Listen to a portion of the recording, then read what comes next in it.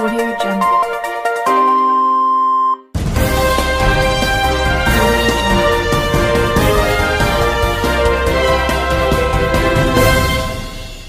నమస్కారం RK communication city news కి స్వాగతం.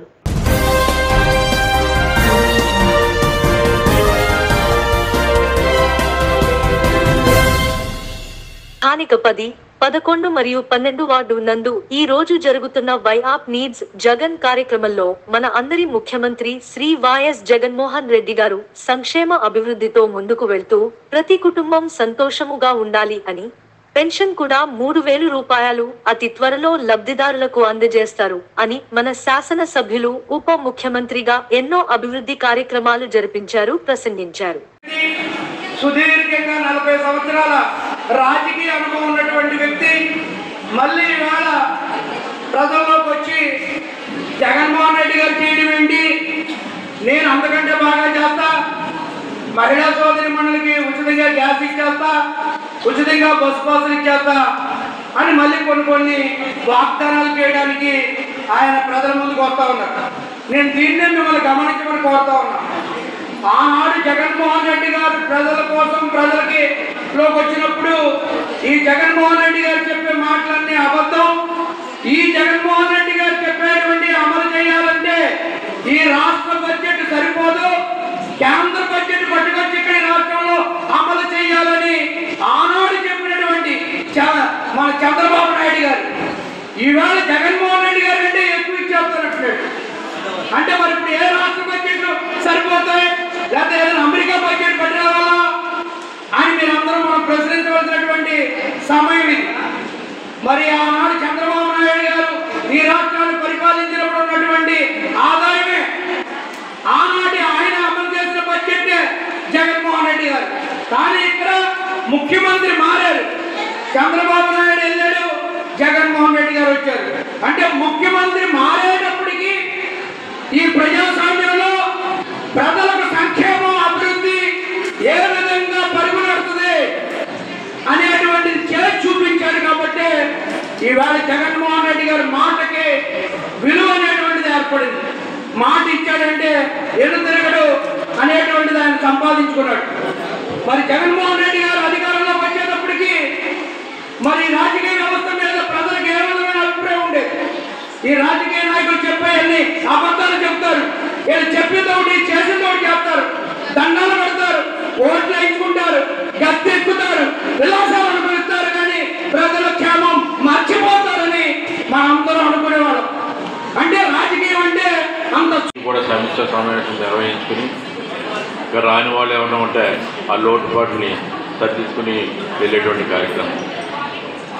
చెప్పాలంటే కూడా గతంలో పోల్చుకుంటే కూడా దివంగత నేత రాజశేఖర రెడ్డి గారి హయాంలో మంచి సంక్షేమ పథకాలు ఈ రాష్ట్రం ఇవ్వడం జరిగింది. మనం దురదృష్టవశాత్తు ఆయన సరిపోయిన తర్వాత ఆయన కుమారుడైన జగన్మోహన్ రెడ్డి గారు ఆయన రాజకీయాల్లోకి వచ్చి ఈ రాష్ట్రాన్ని తండ్రి ఏవైతే ఆశయాలు నెలకొల్పారో ఆ ఆశయాలన్నింటినీ కూడా ఆయన నెరవేర్చడానికి ఆయన ప్రజల్లోకి రావడం జరిగింది.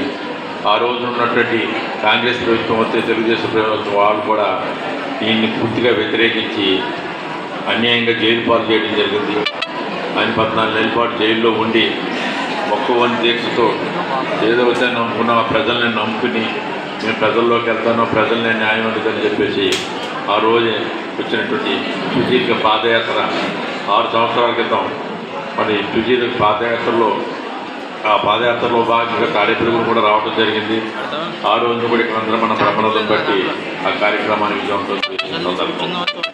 ఆ రోజున ఆయన ప్రజల కష్టాలు తెలుసుకున్నాడు. ఆయన ప్రజల కష్టాలు తెలుసుకుని వాళ్ళ కష్టాలు తీర్చాలనే ఉద్దేశంతో ఒక మేనిఫెస్టో రూపొందించుకుని ఒక సచివాలయ వ్యవస్థ, వాలంటీర్ల వ్యవస్థ ఏర్పరిచి ఈ రోజున దేశంలోని సంచలనమైనటువంటి కార్యక్రమాలు నడిపిస్తూ ఉంటే ఇవాళ ప్రతి రాష్ట్రం కూడా భారతదేశంలో ఉన్న ప్రతి రాష్ట్రం కూడా గమనించి ఇప్పటి యొక్క సంక్షేమ పథకాలు వాళ్ళు అధ్యయనం చేసి ఇక్కడ జగన్మోహన్ రెడ్డి గారు ఏం చేస్తున్నారన్నది చూసి వాటిలన్నింటి కూడా వాళ్ళ రాష్ట్రాల్లో అమలు చేసే దిశగా ముందుకెళ్తున్నటువంటి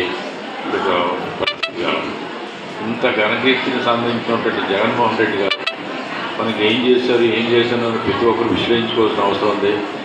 ఆయన గత సంవత్సరం నుంచి కూడా ప్రజలకి ఇంకా మనం ఏం చేయాలని తపంతో గడప గడపకు ప్రభుత్వం కార్యక్రమం ప్రవేశపెట్టి దాన్ని ప్రతి ఎమ్మెల్యే ప్రతి ఇంటికి వెళ్ళి తాడేపల్లిగూడెం పట్టణం ఏరియా ఆసుపత్రి సమీపంలోని శ్రీ కనక మహాలక్ష్మి ఆలయం వద్ద శుక్రవారం మహిళలు కుంకుమ పూజలు నిర్వహించారు. ఆలయ వార్షికోత్సవంలో భాగంగా జరిగిన కుంకుమ పూజ కార్యక్రమంలో సుమారు 500 మందికి పైగా మహిళలు హాజరయ్యారు. తొలుత విఘ్నేశ్వర పూజ నిర్వహించారు. ఆలయ కమిటీ ప్రతినిధి కాళ్ల గోపికృష్ణ దంపతులు పీటలపై కూర్చుని పూజా కార్యక్రమాలను జరిపించారు. మహిళలు పెద్ద సంఖ్యలో పాల్గొన్నారు. 3 వేళ్లతో ముక్కు పట్టుకుని గాలి లోపల పీల్చుకు కేశవాయ నమః నారాయణాయ నమః కేశవాయ నమః నారాయణ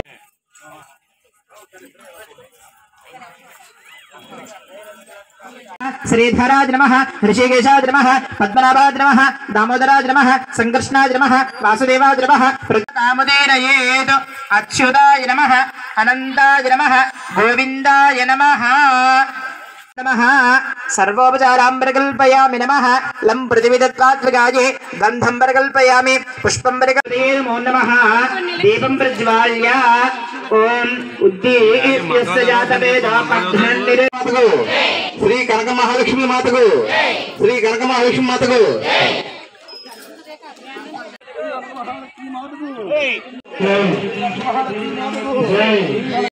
श्री कनक महालक्ष्मी मातको श्री कनक महालक्ष्मी मातको श्री कनक महालक्ष्मी मातको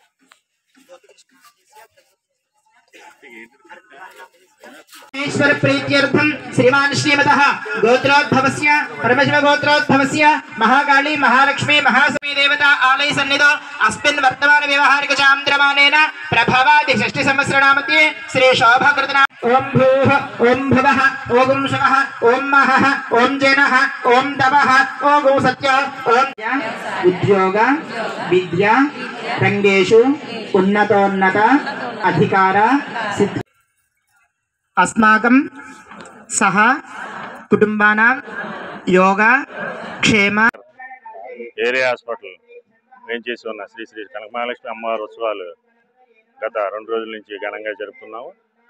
ఈ ఉత్సవాల్లో భాగంగా ఈరోజు అమ్మవారికి 801 మహిళలచే కుంకుమ పూజలు నిర్వహిస్తున్నాము. ఈ కుంకుమ పూజకి భక్తులు తమ వంతుగా కుంకుమ పూజకు సంబంధించిన సామాగ్రి ఉచితంగా అందజేశారు. ఆ అందజేసిన సామాగ్రిని కమిటీ వారు అందరికీ అందజేసి కుంకుమ పూజలు విశేషంగా జరిపిస్తున్నారు. ఈ కుంకుమ పూజలకు హాజరైన సోదరి సోదరులందరికీ మా కృతజ్ఞతలు. అలాగే అమ్మవారి ఆశీర్వచనాలు వాళ్ళకుండి అమ్మవారి ఆశీర్వచనాలతో అందరూ సుభిక్షంగా ఉండాలని ఆలయ కమిటీ ద్వారా కోరుకుంటున్నాం. తాడేపల్లిగూడెం సబ్ ట్రెజరీ సేవలు సంతృప్తికరంగా ఉన్నాయని ఖజానా శాఖ డిప్యూటీ డైరెక్టర్ గణేష్ వెల్లడించారు. శుక్రవారం తాడేపల్లిగూడెం ఖజానా శాఖ రికార్డులను ఆయన తనిఖీ చేశారు. ఆయన మీడియాతో మాట్లాడుతూ వార్షిక తనిఖీలు భాగంగా తాను ఇక్కడికి వచ్చినట్లు తెలిపారు. ప్రతి ఏడాది కంటే 2 నెలల ముందుగాని ఈ తనిఖీ నిర్వహించినట్లు తెలిపారు. మా పెన్షనర్స్ కి మా పెన్షనర్స్ కుటుంబ సభ్యులందరికీ ప్రత్యేకంగా క్రిస్మస్ మరియు నూతన సంవత్సర శుభాకాంక్షలు అడ్వాన్స్ గా తెలియజేసుకుంటూ మేము ప్రతిసారి యాన్యువల్ ఇన్స్పెక్షన్ అనేది ప్రతి సంవత్సరము ప్రతి సప్తాహంలో చేయవలసి ఉంటుందండి. అది మా ఏదైతే ఆఫీషియల్ డ్యూటీ ఉన్నదో ఆ డ్యూటీ ప్రకారంగా యాన్యువల్ ఇన్స్పెక్షన్ అనేది సంవత్సరానికి ఒకసారి యాన్యువల్ ఇన్స్పెక్షన్ అనేది చూస్తుంటాం. ఎందుకంటే అక్కడ రికార్డ్స్ అన్ని సక్రమంగా మెయింటైన్ అవుతున్నాయా లేదా, తర్వాత రికార్డ్స్ తో పాటు ఏదైతే మనం ఏదైతే మన ఆన్లైన్లో పేమెంట్స్ అవి చేస్తున్నామో అవన్నీ కూడా రికార్డ్స్ అన్ని పక్కాగా ఉంటున్నాయి లేదా, లేకపోతే ప్రతిదీ అప్డేట్ అవుతుందా లేదా అన్నది చెక్ చేయడం అన్నది ప్రతి సంవత్సరం జరిగే మా యొక్క దైనందిన కార్యక్రమాల్లో ఇది ఒక భాగం అండి. ఈ సంవత్సరం కూడా సేమ్ అదే విధంగా లాస్ట్ ఇయర్ మేము ఫిబ్రవరిలో చేయగలిగాము. అయితే ఈసారి కొద్దిగా 2 months ముందే ఈ సంవత్సరం మా యాన్యువల్ ఇన్స్పెక్షన్స్ కంప్లీట్ చేయాలనే ఉద్దేశంతో మళ్ళా వచ్చే ఆర్థిక సంవత్సరానికి లేకపోతే వచ్చే క్యాలెండర్ ఇయర్లో కన్నా ముందే ఈసారి ఈ క్యాలెండర్ ఇయర్లో కంప్లీట్ చేద్దామని చెప్పి ఉద్దేశంతో ఈ సబ్సిడరీస్ మాత్రం ఇప్పుడు యాన్యువల్ ఇన్స్పెక్షన్ చేయడం జరుగుతున్నది. ఇక ఉన్న రికార్డులన్నీ వెరిఫై చేసిన తర్వాత మేము ఎంతో సంతృప్తి చెందామని చెప్పచ్చు. ఎందుకంటే ఎక్కడ కూడా మాకు ఎటువంటి మార్క్స్ కానీ ఎటువంటి మనకు ఏమైనా సరే ఏమైనా తప్పులు కానీ ఏమి అలాంటివి ఏమి లేకుండా చాలా చక్కగా మాకు ఎస్టీఓ దత్తేశ్వర గారు బాగా మెయింటైన్ చేస్తున్నారు. అలాగే పెన్షనర్స్ కూడా అంతకుముందు గత నెలలో పెన్షనర్స్ మీటింగ్ అనేది మేము డిటి ఆఫీస్లో కండక్ట్ చేశాము. అక్కడ కూడా ఇచ్చిన రిమార్క్స్ లో కూడా మన పెన్షనర్స్ అందరూ కూడా చాలా సంతృప్తిని వ్యక్తం చేశారు. అలాగే మన ఎస్టీవై గారు కూడా పెన్షనర్ అసోసియేషన్ సభ్యులందరూ పిలిచి ఈ నెలలో మీటింగ్ అయితే కండక్ట్ చేసి వాళ్ళ దగ్గర నుంచి కూడా ఏమైనా గ్రీవియన్స్ ఉంటే తీసుకోవడం జరుగుతుంది. అది తీసుకొని గ్రీవియన్సెస్ కూడా మేము ఎప్పటికప్పుడే వాటిని మేము రిజాల్వ్ చేయగలుగుతున్నాము. తర్వాత మొత్తం పెన్షనర్స్కి మేము టైమ్లీ మా దగ్గర మేము చేయవలసిన సర్వీసెస్ అన్ని కూడా ఇన్ టైంలో చేస్తున్నామని చెప్పేసి మా స్టాఫ్ కూడా మేము నిర్ధారించుకోవడం జరిగింది. మా స్టాఫ్తో కూడా కలుసుకొని ఈ 4 days నుంచి ఇన్స్పెక్షన్ జరుగుతున్నది. ఈవేళ నేను ఫైనల్ విజిట్ కోసం ఈరోజు రావడం జరిగింది. మొత్తం మీద ఏదైతే ఇక్కడ ఉన్న పెన్షనర్స్ అసోసియేషన్లు, పెన్షనర్స్ సభ్యులు, పెన్షనర్స్ అందరూ కూడా చాలా కోఆపరేటివ్గా ఉండి మా ట్రెజరీ డిపార్ట్మెంట్ మన ట్రెజరీ డిపార్ట్మెంట్కి ఎంతో నిజంగా వాళ్ళు తాలూకు సహాయ సహకారాలు అందిస్తున్నారు. అలాగే మనం ఈకేవైసీ చేయించుకోవడంలో విషయంలో ఏంటి, తర్వాత వాళ్ళ తాలూకా లైఫ్ సర్టిఫికెట్లు ఇవ్వడం విషయంలో ఏంటి, మనకి ఇన్ టైంలో ఎవరు ఇస్తున్నారు. ఎందుకంటే మనకి ఏబీసీ కూడా ఎక్కువ అసలు పెండింగ్ అనేది ఓన్లీ ఒకటి ఉన్నావు రాష్ట్రీయ మొత్తంలో. అది కూడా బెడ్ రిడన్ పేషెంట్ వల్ల, అది కూడా నేను తెలుసుకున్నాను. బెడ్ రిడన్ పేషెంట్ ఆమె రాలేని పరిస్థితి ఉంది. ఆమె తప్ప మిగతా అందరూ కూడా 100% అయింది ఈ సబ్సిడరీలో. అందువల్ల ఇక్కడ ఉన్న పెన్షన్ అసోసియేషన్లో కూడా వాళ్ళకు కూడా వాళ్ళ సహాయ సహకారాలతో వాళ్ళందరికీ టైమ్లీ ఇన్ఫార్మ్ చేస్తూ మనకి ఎవరికి కూడా పెన్షన్ పలానా టైంలో ఆగిందని రాకుండా ప్రతి ఒక్కరికి మేము సకాలంలో అందజేయడం జరుగుతున్నది. ఇంకో విషయం అంటే ఈకేవైసీ అన్నది పిఆర్సీ జీవోలో ఎవరైనా చనిపోయిన వాళ్ళకి మనం ఇచ్చే ఫునరల్ ఛార్జెస్ కింద అంతకుముందు 15,000 ఇచ్చి లేకపోతే 1 నెల పెన్షన్ అది ఇచ్చేది జరిగింది. దాన్ని అయితే రెగ్యులేట్ చేస్తూ ఎవరైనా చనిపోయినా సరే 25,000 పేమెంట్ ఇవ్వని చెప్పేసి జడ్మెంట్ జీవో నెంబర్ 1 ద్వారా 2022లో ఇవ్వడం జరిగింది. అయితే జీవోలో 1 ద్వారా ఇచ్చిన జీవోలో వాళ్ళ స్పౌస్ కూడా చనిపోతే ఇవ్వాలన్న మనకి లాగుతుంది అని చెప్పేసి మొట్టమొదటి కొన్ని చోట్ల మన జిల్లాలో ఉన్నాయి కాకుండా కొన్ని చోట్ల కూడా అబ్జెక్షన్స్ అయ్యి వచ్చాయి. వస్తే దానికి గవర్నమెంట్ నుంచి మళ్ళీ క్లారిఫికేషన్ వచ్చి ఆయనతో పాటు పెన్షనర్ స్పౌస్ అంటే అది భార్య కానీ లేకపోతే ఒక భర్త అయితే భార్య కానీ, ఒకవేళ భర్త పెన్షన్ అనుకోండి భార్యకి ఇస్తాము, భార్య పెన్షన్ అయితే భర్తకి ఇస్తాం. అది కూడా 25,000 ఇవ్వడానికి గవర్నమెంట్ దాని విధంగా మాకు ఆదేశాలు ఇవ్వడం జరిగింది. దాన్ని మేము ఇంప్లిమెంట్ చేస్తున్నాం. అన్ని పక్కగా జరుగుతున్నాయండి. అందువల్ల ఈ అవకాశం ఇచ్చే పథకం అందరికీ మీరు అందరూ ఎంతో ఇప్పుడు దాకా మాకు ఎన్నో సహాయక సహకారాలు అందించారు. ఈ ఫ్యూచర్లో కూడా మీ సహాయ సహకారాలు ఎలాగో కొనసాగాలని ఆశిస్తూ పురదేవత శ్రీ బలుసుల అమ్మవారి వెండి వాకిలి బంగారు ఆభరణాలకు దాతలు సహకరించాలని ఉత్సవ కమిటీ చైర్మన్ అంజిబాబు విజ్ఞప్తి చేశారు. శుక్రవారం తాడేపల్లిగూడెం పురదేవత శ్రీ బొలుసుల అమ్మవారి ఆలయం వద్ద అన్నదాన కార్యక్రమం నిర్వహించారు. ఈ సందర్భంగా అంజి మాట్లాడుతూ వెండి వాకిలి బంగారు ఆభరణాలు తయారీ ప్రక్రియను సంక్రాంతి నాటికి పూర్తి చేయాలని సంకల్పించమన్నారు. అలాగే ఫిబ్రవరి నెలలో ఆలయ ప్రాంగణంలో పలు పూజా కార్యక్రమాలు సంకల్పించమని వాటి గురించి త్వరలో తెలియజేస్తామన్నారు. అన్నదాన సత్రం, ప్రహరీ గోడను త్వరలోనే ప్రారంభిస్తామన్నారు. ఎంతవరకు చేయాలనుకున్న అంతవరకు చేయవచ్చు. మన స్తోమతను బట్టి వాళ్ళు చూస్తున్నారు, వీళ్ళు చూస్తున్నారు. మనం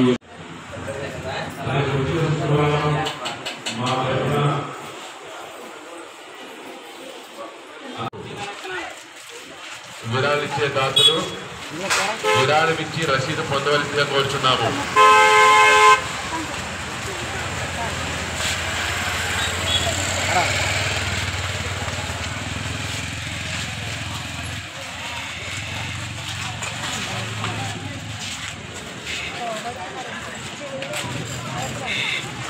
భోజనం చేసే ప్రతి ఒక్కరూ కూడా గమనించవలసింది ఏంటంటే ఎంత కావాలో అంత పెట్టించుకోవటమ్మా, వృధా చేయకండి. అన్నం పరపర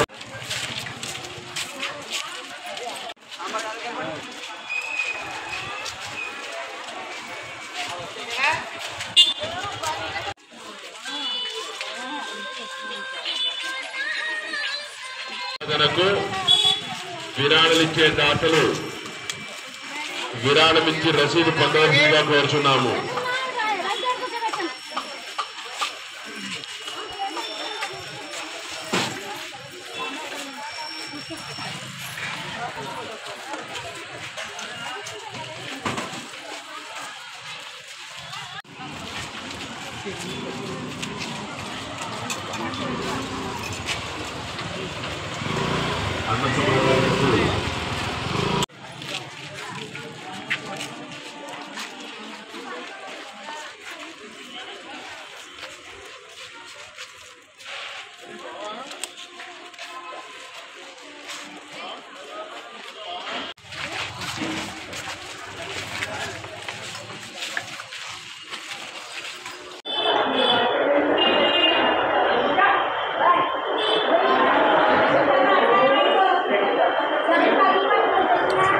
జై బలస్లమ్మ తల్లి.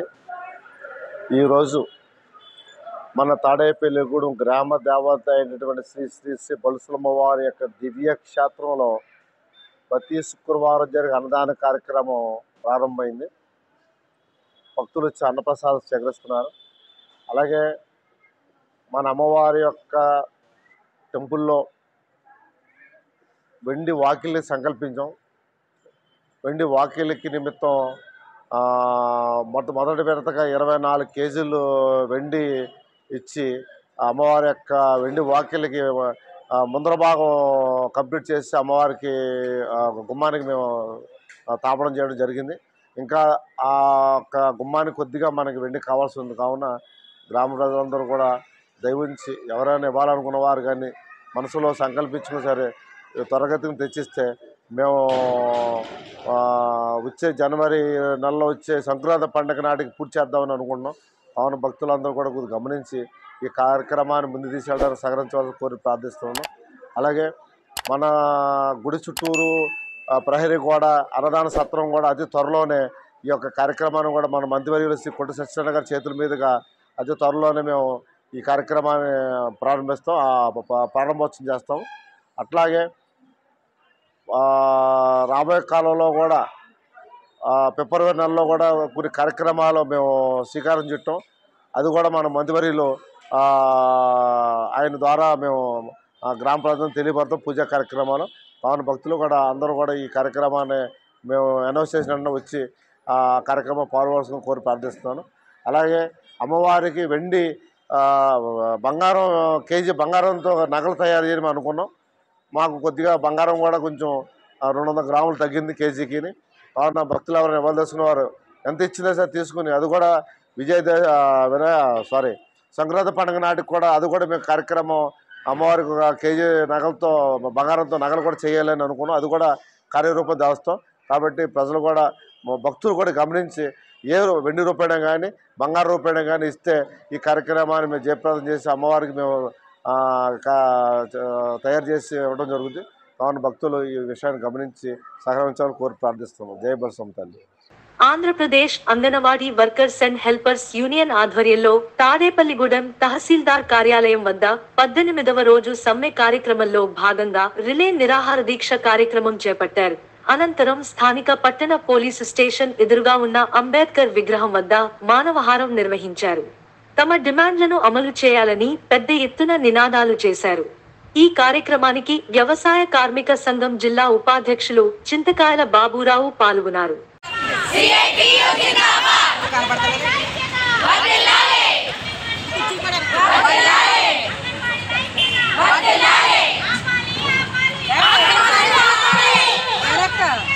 నమస్కారాలు. నా పేరు చింతకాయల బాబురావు, సిపిఎం పార్టీ పశ్చిమ గోదావరి జిల్లా సెక్రటేరియట్ సభ్యుడు. మాట్లాడతారమ్మా, శ్రద్ధగా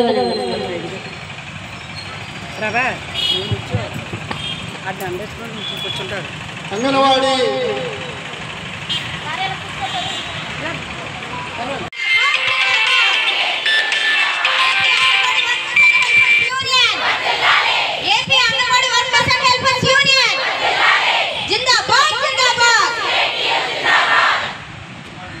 జగన్మోహన్ రెడ్డి గారు అంగన్వాడీలకి మీరు ఇచ్చినటువంటి హామీలు ఉన్నాయా కాబట్టి సిపిఎం పార్టీగా మేము అడుగుతున్నాం.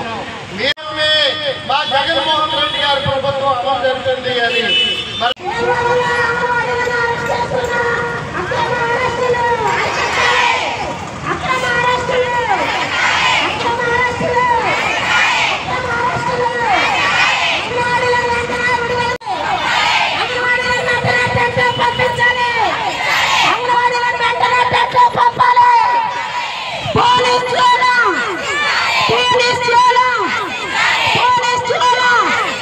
Anganwadi workers and helpers union విజ్ఞప్తి.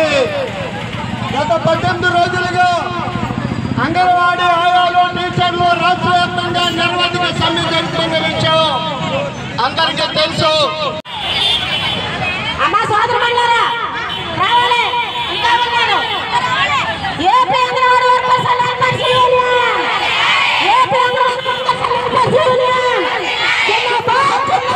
రాష్ట్ర వ్యాప్తంగా గత 18 రోజులుగా అంగన్వాడీ టీచర్లు ఆయాలు సమ్మె చేస్తూ ఉంటే నాయకుల్ని చర్చలకు పిలిచి సమస్యను పరిష్కరించడం చేతగానటువంటి ప్రభుత్వం మరి ఈ రోజున గౌరవ ముఖ్యమంత్రి గారు భీమవరం వస్తున్నారని అంగన్వాడీ సోదరీమణిని అన్యాయంగా అరెస్టు చేయడం, అంగన్వాడీ యూనియన్ నాయకుల్ని అరెస్టు చేయడం దుర్మార్గమైనటువంటి చర్య. అరెస్టు చేసినటువంటి నాయకుల్ని కార్యకర్తల్ని తక్షణమే విడుదల చేయాలని, తక్షణమే సమస్యలు పరిష్కరించేదానికి జగన్మోహన్ రెడ్డి గారు చర్య తీసుకోవాలని చెప్పి సిపిఎం పార్టీ తరఫున మేము డిమాండ్ చేస్తున్నాం. రాష్ట్ర వ్యాప్తంగా మీ న్యాయమైనటువంటి డిమాండ్ల పరిష్కారం కోసం మీరు జరుపుతున్నటువంటి నిరవధిక సమ్మెకు సిపిఎం పార్టీ సంపూర్ణమైనటువంటి మద్దతుగా నిలిచి గత అనేక రోజులుగా మీకు మద్దతు తెలియజేస్తున్నటువంటి విషయం మీకు తెలుసు. ఇప్పటికే సిపిఎం పార్టీ తరఫున మా రాష్ట్ర కార్యదర్శి బి శ్రీనివాసరావు గారు అట్లాగే జిల్లాలో ఉన్నటువంటి సిపిఎం పార్టీ నాయకులు మీ శిబిరాలకు వచ్చి మీకు మద్దతుగా నిలబడినటువంటి విషయం కూడా మీకు తెలుసు.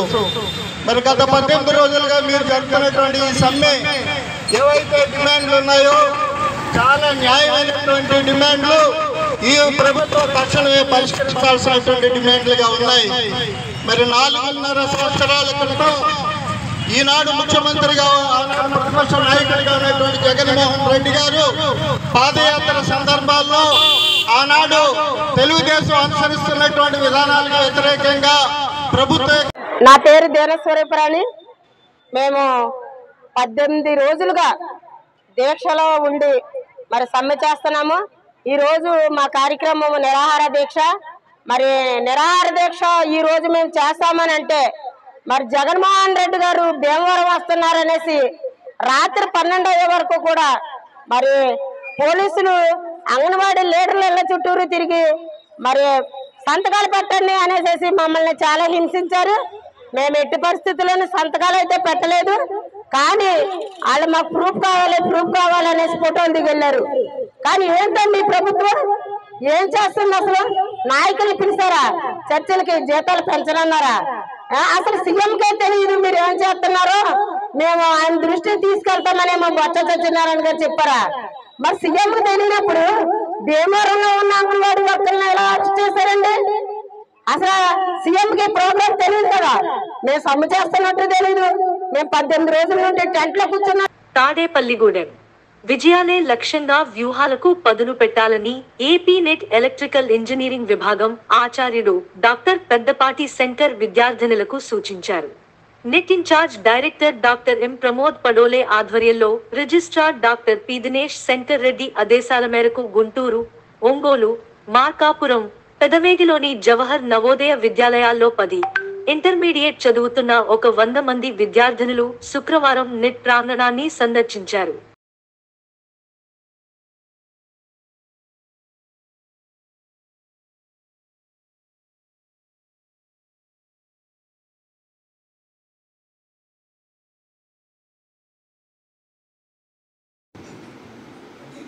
Now coming to this, so medical professionals, why we come all this point we are addressing this, you have to work hard right now.